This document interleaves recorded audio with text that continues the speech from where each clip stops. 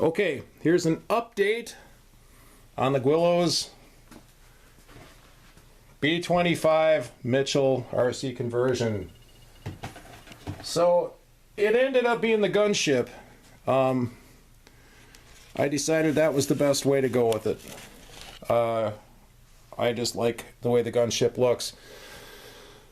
I went with the distressed aluminum. I have not done that before, so I scuffed the chrome-like aluminum monocoat to give it that distressed look, and I will need to paint my cowls and my nose and stuff with the right bright aluminum if I can find it. So CG came out amazingly well. Here is the point of balance. They don't give you a measurement, they show you about where it is. So if we look on the bottom of the model, you can see maybe barely where I put that blue mark, maybe, and that's the yeah, there's a little blue mark right there. Yep. And that's, so my CG method worked. It caught it right where it should be. So I'm handing the camera off to my lovely assistant, my wife. This is how I find CG on these models. You take a piece of paper, and this is the 2/3, 1/4, 3/3, 1/4 method, I think is what they call it. You take your piece of paper and you cut it the length of the wing cord. So we have the length of the wing cord. And then we fold our piece of paper into quarters. These are quarters. Then from the leading edge back, we make a mark. And that's our far forward point of balance. So then we take our piece of paper, the same piece of paper, and we fold it into thirds. 1/3, 2/3, 3/3. And we go back with that piece. That gives you your aft point of balance. Now in my dyslexic mind, this works great because I don't get formulas and the proper way of doing it. But I have done this with many models, all the way from 100-inch span Messerschmitts to the smallest of these 16-inch models, and by God, it works. This is where the factory CG mark is, right here. So you can see how close this doing, 3/3 and 1/4 to get your forward and your aft CG. It made it. It's right smack, right where they want it. So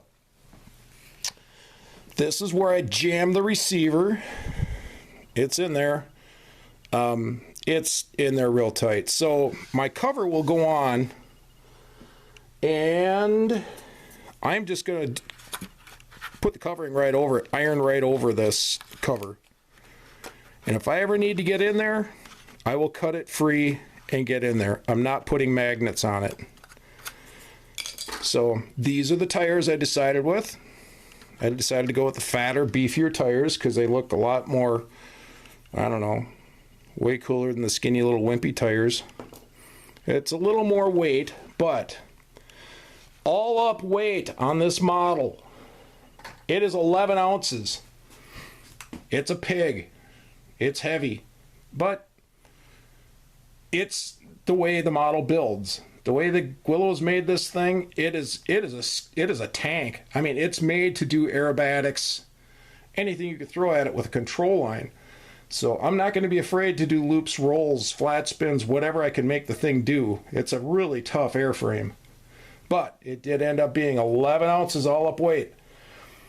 Just about 80 watts of power. This thing makes 79.5 watts of power at 11.37 amps. So it's it's going to be, it'll have enough power. It'll fly hard. So I'll get this stuff out of the way. I'm going to power it up for you kids. This is my battery hatch. Comes off. Here's my battery.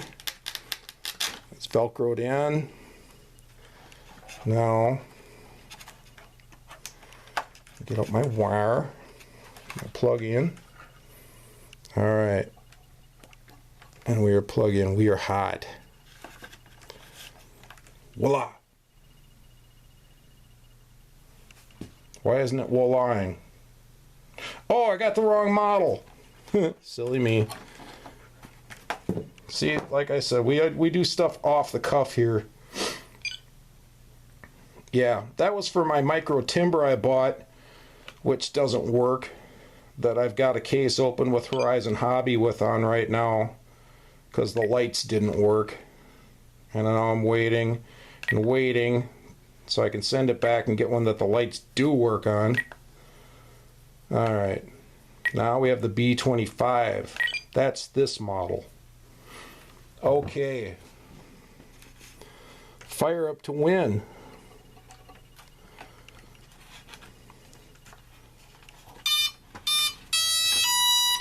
Alright, we got power.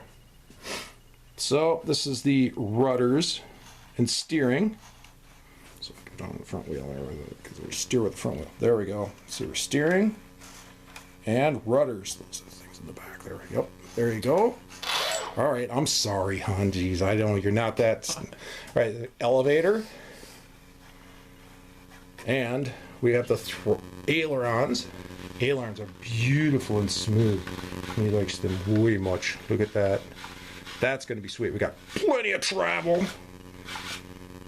We got them on 3 rates. So, yeah. We're going to get down with this thing. And let's hear that 79 watts of power. That's right.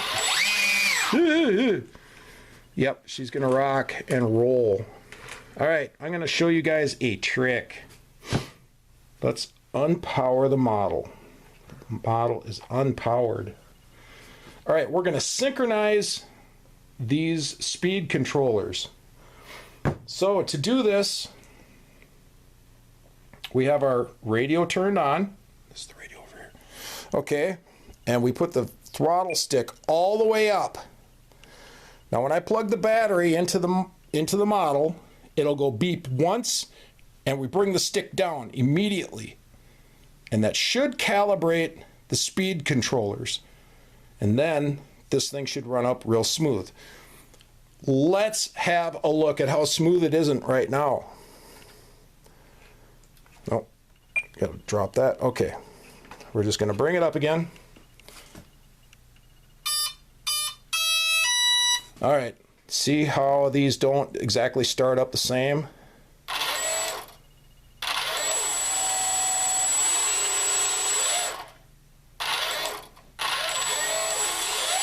Yeah, they're a little bit out of sync. So, this is what I do with any of these speed controllers, and it better work or I'm going to be really sad, because if you mess these things up, they're really hard to get reprogrammed. So, we got the throttle all the way forward. We plug this in, it should go beep, and we bring the stick down, and it should go beep, beep. And then the ESCs are calibrated. So, here we go.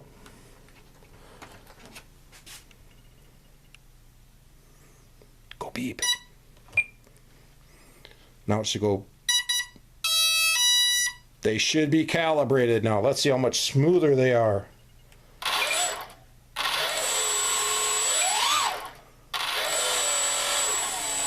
There we go. Look at that. They go right down to very low RPM. We don't want to do this toward us because props fly off and they can take your eye out. So we won't do that. So ESCs are calibrated. We got left, right, up, down. Let's try this out. We've got left, right, up, down, left, right. and power. So, yeah, we're ready to maiden this thing. The nose cone is going to come off for the maiden. We'll paint that and put it back on. But this is the point I like to maiden these before I got all my hard work into them and something drastically goes wrong. And I won't be quite as sad if I crash it this way. So, yeah, that's where we're at. Yeah, you could see the CG, maybe. Yeah, you're not going to see it with my fingers in the way. But that is right where it needs to be on those marks. If we get out the CG machine, which is...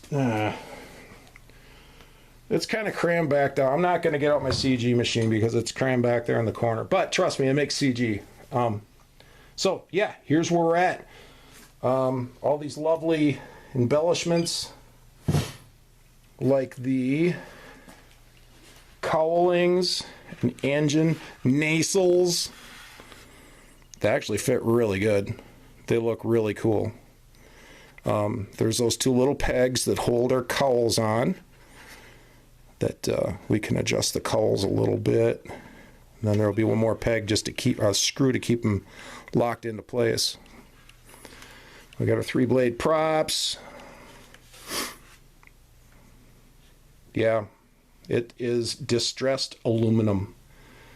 It will get its decals yet. And if I don't like the distressed aluminum, I'll add 1 more ounce and paint the whole thing olive green. And we'll go that way with it. But there's still